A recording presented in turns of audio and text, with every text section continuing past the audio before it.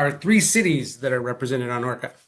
Yes, absolutely. So thanks, Dan, for bringing that up. So this is our final installment of the journey around ORCAA's jurisdiction over the past 18 months. We started in Jefferson County in February of 2025, and we've worked our way county by county through. And so now we're with the three cities represented on the ORCAA board. And the idea has been to present the board with additional information about the work that we do in your jurisdictions. And to get board members out on inspections and just to, again, learn a little bit more about the work that we do around the area, around the region. And just wanted to note that Dan has compiled each of these presentations as a clip from these board meetings, and they're available on the ORCAA YouTube channel. So if you want to, don't remember exactly what was discussed during, for instance, the focus on Pacific County, you can go back and look at it, or any of the other presentations. And of course, this presentation will also be added to that page after today. So with that, let's see. So so Dan went to slide 2 already. So actually go back to, so that just shows, it was interesting to look at the population numbers. And Lacey is the biggest of the three, then with Olympia and Tumwater. So, and just to remind you that according to RCW, that specifies the ORCAA board composition, specifies a county commissioner from each of our 6 counties and a city council member from the three largest cities. And Lacey, Olympia, and Tumwater are the 3 largest cities. So, all right. So with that, now I think we'll go to the next slide. And Dan, I think to you. Yeah. So again, it is Lacey, Olympia, Tumwater is our urban core for our 6 counties. I mean, it's the biggest population, according to the census, looking at over 300,000 people in the 3 cities. That's a density of almost 420 people per square mile. So definitely more of an urban core than a lot of our jurisdictions. But that's where a large part of our population is, and that's where a lot of our work is conducted. Some of the fun facts I dug up, and this is one of ORCAA's old archival photos from back shortly after we were founded in 1970. That's Panorama, or Lacey Plywood in Panorama City, with a very unfiltered stack coming out of it. So fortunately, we don't see that anymore. And I believe that road is now Pacific Avenue, going up through Lacey and towards Yelm. But some of the fun facts, we've found archaeological evidence going back 3,000 years. Tumwater is one of the oldest settlements in the Puget Sound. Olympia was named official name in 1950, and the U.S. government made it the home for the Customs House of the Washington Territory, and that's why it eventually became the state capital.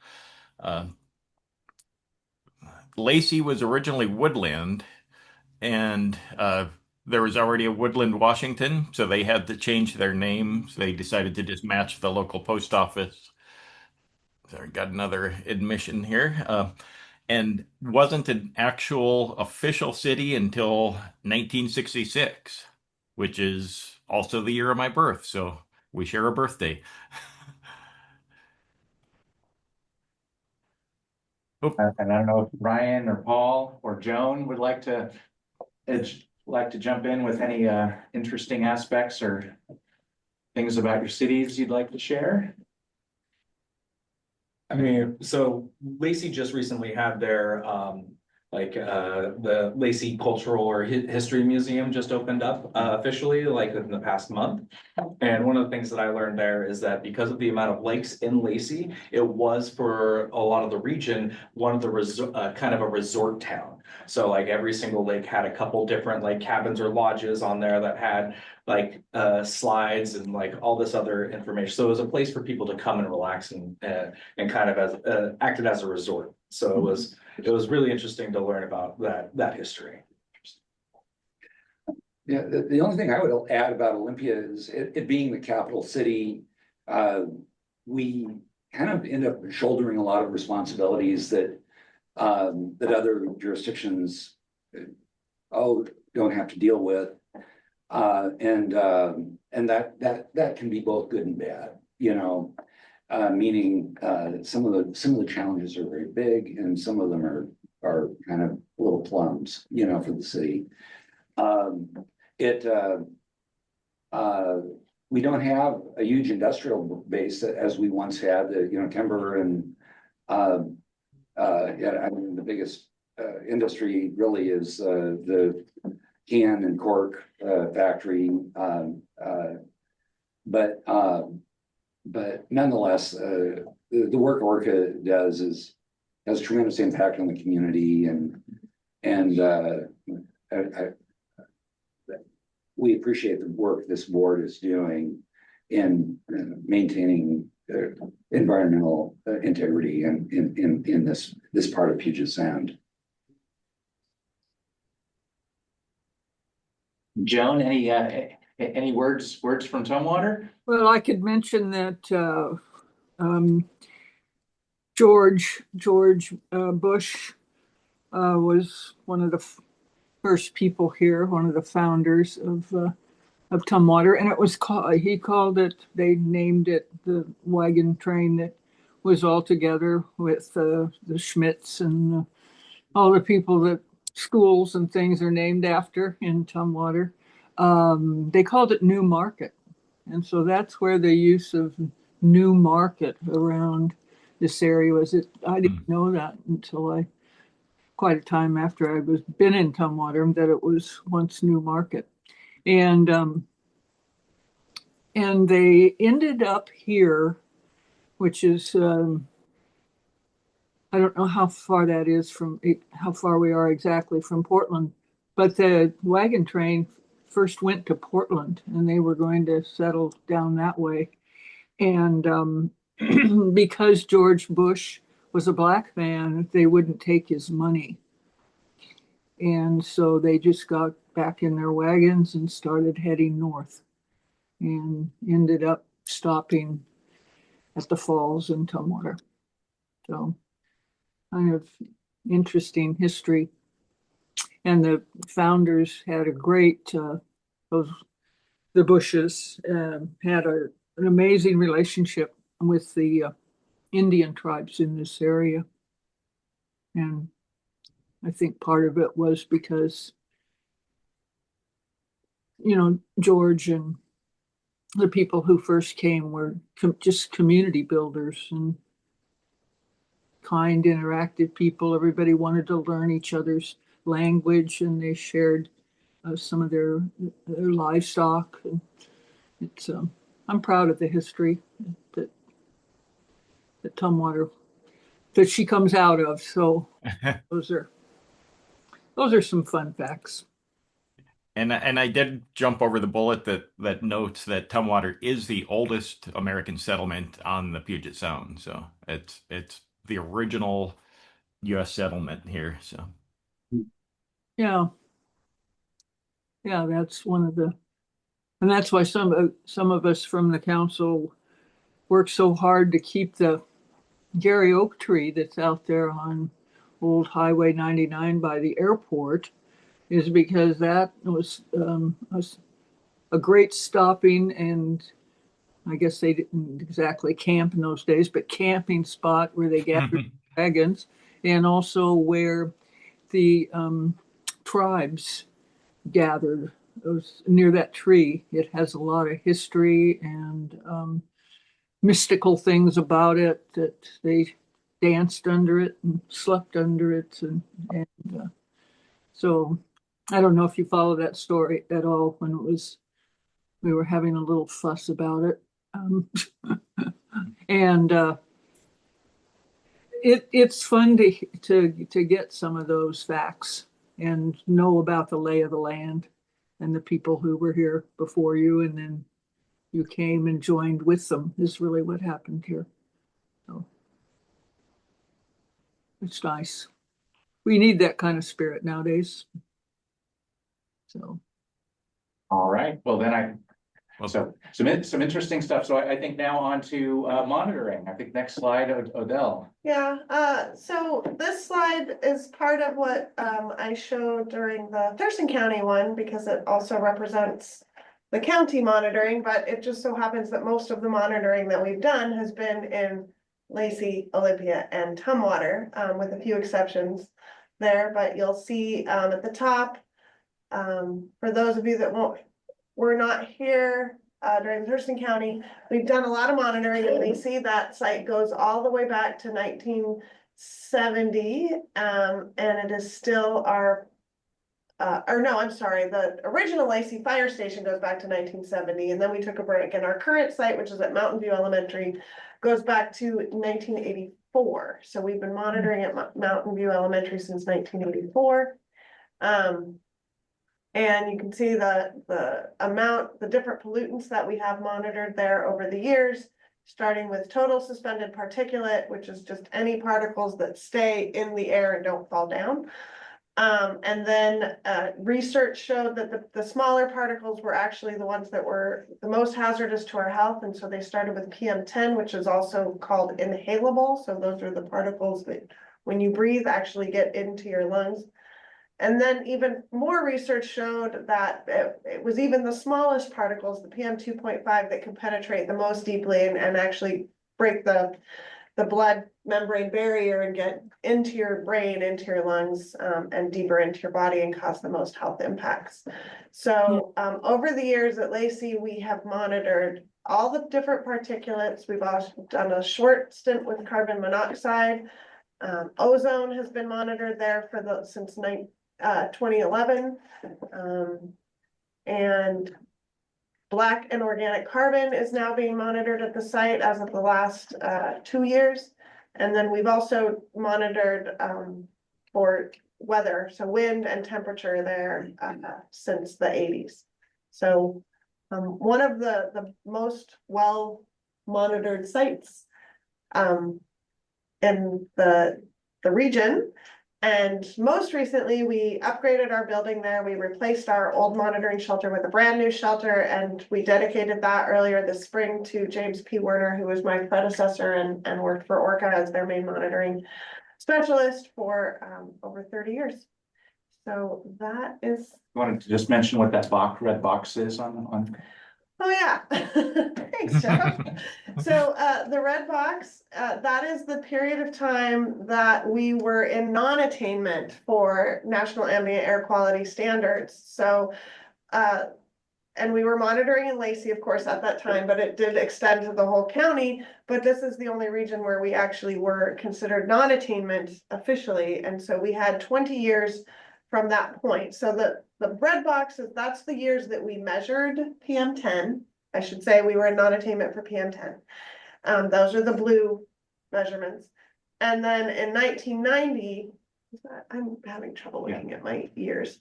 So it was the 80s that we monitored. And then in 1990, we were declared in non-attainment, and that was during the red box time. And then in 2000, we were able to demonstrate that we were in attainment, but we still had to file reports up until 2020. So for 20 years to demonstrate that we were meeting attainment status. So all of that is now done, and we are officially back in attainment for ambient air quality standards for PM10. So, okay. Yes? Yeah, Okay. that's great. Thank Take you. it away, Mike. No, not me. Or whoever. Dan. Back to Dan. So, and the reason we were in non-attainment was largely because of wood smoke, and specifically wood smoke from wood stoves and fireplaces. So in the cities, indoor burning is a significant issue when you have large portions of the population burning wood in densely populated cities. You get a lot of smoke complaints. You get impacts on neighbors because homes are so close together. We do have some wildfire events in the past 10 years have been more prevalent. Prior to that, I don't know that we ever had wildfire smoke events of significance. But since about 2016, 17, we've had wildfire smoke events, as we know, that have impacted all of Western Washington at times. And then outdoor burning. Outdoor burning is an issue throughout our jurisdiction, but we will note that in the cities and urban growth areas, the state has prohibited, through the Growth Management Act, any residential or land clearing burning within the cities and urban growth areas throughout the state, for those counties that are urban growth counties. Also, recreational fires, as part of that non-attainment maintenance plan, the second plan, there was a clause that prohibited recreational burning in the cities of Lacey, Olympia, Tumwater. That made those three cities different from every other city in our jurisdiction and most every city in the state of Washington. We found, did some detailed research after that was put in the state implementation plan, and realized that the recreational smoke really had no impact on that non-attainment designation. When people have recreational fires is not when we had the smoke impact events, essentially during the coldest winter months. So as some of you on the board remember, we went through a process, changed the rules, changed the state implementation plan, and made recreational burning allowable in those cities again, following 2023 board action.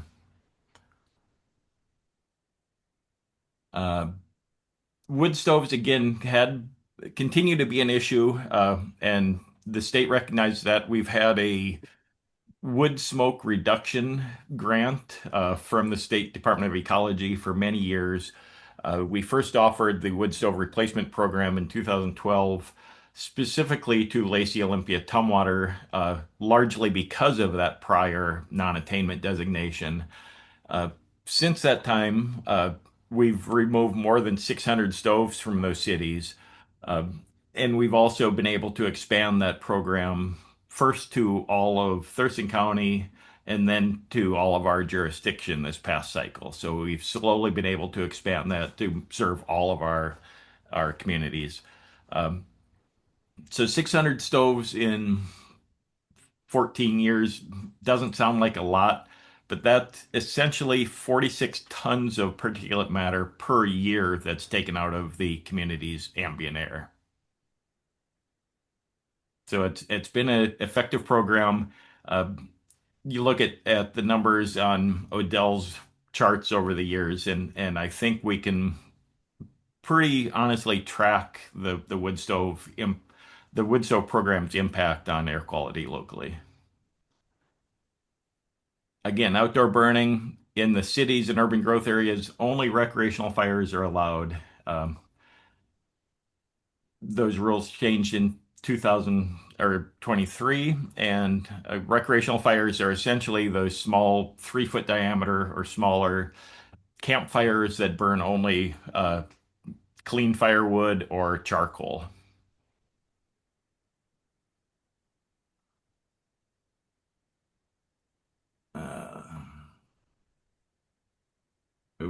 So yeah, we've had, and on the outdoor burning, we do have in Thurston County a residential yard waste burn permit. We still get a few online submissions from people that are in the cities or urban growth areas. When we started that program online almost 10 years ago, we were getting hundreds of people that were they were submitting invalid permit requests. Last year, we only had 60 of those. So we are getting the word out finally that burning is not, people are understanding they can't burn their yard waste in the cities. Asbestos demolition is a Mike topic. All right. I don't know what that says about me, but I try not to bring too much of that asbestos stuff. Okay, asbestos notifications, as you can see, we received, this is the fiscal year. I mean, no, I believe these are calendar years just because it was easier to pull it up, but Lacey, Olympia, Tumwater, see the numbers, demolition notifications. And the difference could be a lot of, if you remodel a house, you're supposed to, or a structure, it could be a commercial structure house, it could even be a ship over 35 feet. We're dealing with some of those now. You can, you're supposed to test anything that's probable or possible asbestos, sheetrock, texture coating, tile floor, glue on, linoleum, glue for carpeting, acoustical ceilings, things like that. And so, when people come in to cities and counties and they remodel, they would get a remodeling permit, they should be having an asbestos sampling done prior to the work. If not, that is a violation of our work, and if they hire a contractor to do the work, it's a violation of L&I work also. So it's important to do that, and this is my call out to the cities and counties to make sure your building departments are aware of that. We try to talk to them often. We have brochures and handouts, but looking at the numbers, I kind of think there's probably more than to pick on Tumwater, but 8 asbestos notifications in there for the whole year. You know, there might have been some remodels or demos that didn't get to our eyes for some reason. Same with the demolitions, was there, you know, we had 4 demolitions in Tumwater, 15 in Lacey, and people can knock down a house on a weekend and clean it all up and we wouldn't even know about it. But if the cities know about it and they get a demolition permit, ORCAA still requires one. And some cities and counties won't approve their permits until they see an asbestos survey, so they know. And again, if their asbestos is there, they need to contact ORCAA. So I'll try to get off that soapbox, but it's important to note that we definitely get some. I mean, look at Olympia, 108 asbestos notifications. So a lot of older buildings, a lot of asbestos jobs, and that's asbestos that's now gone, which is good. We hope to continue with that. Asbestos is considered an air pollutant, and it's also regulated by federal rules also. Next slide, Dan, please. Oh, sorry about that. Oh, there we go. Okay, this one. Oh, went too far. yeah, this is a good one here. What it's showing is a filter system on some duct work. There was a major job in one of the state buildings, general administration buildings in downtown Olympia. And Dixon Corporation, a big company, came in. They did the asbestos survey and the asbestos abatement, and they did a great job. And this is a good picture because a lot of asbestos people miss the filters. That might be in the gaskets, that might be in the ductwork. And this is a picture of the gasket that they found and they tested, and it had asbestos. They had to do a really big asbestos job. We inspected it a few different times to make sure they're doing it correctly. They did a great job. Dan has this taking care of the air recognition award that we do. We gave one to Georgia Pacific a while back, and this is the first one for asbestos work, the second one we've given out. So kudos to Dixon and General Administration for doing a good job, doing it all right.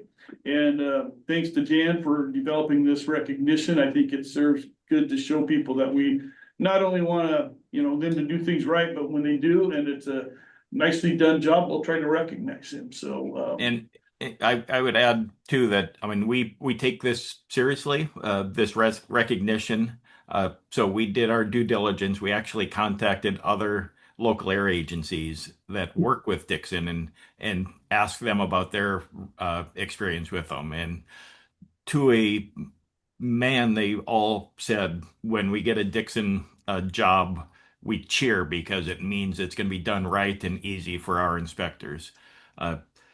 Talking to Aiden Palm and Rose from our inspection team, these guys were even flagging the glazing around interior windows, the putty that holds the window panes in place, and noting they were testing those small amounts of glazing. So they're very diligent from all indications. yeah, they did a great job. We love to see them come through and do the work, and it was a huge project. I forget how many floors, but a big building downtown. It's still ongoing. I mean, Yeah. anybody, it's one of the main old buildings on the Capitol campus. Folks that are familiar with the Capitol campus, I'm sure have seen the building before. It's coming down slowly. So yeah, that's a neat award we try to do to recognize different things. This picture is kind of give you some ideas of what's in the cities as far as sources. 219 sources. As you can see, Olympia's got the majority of them. A lot of our sources are going to be backup generators if they're over a certain amount of horsepower.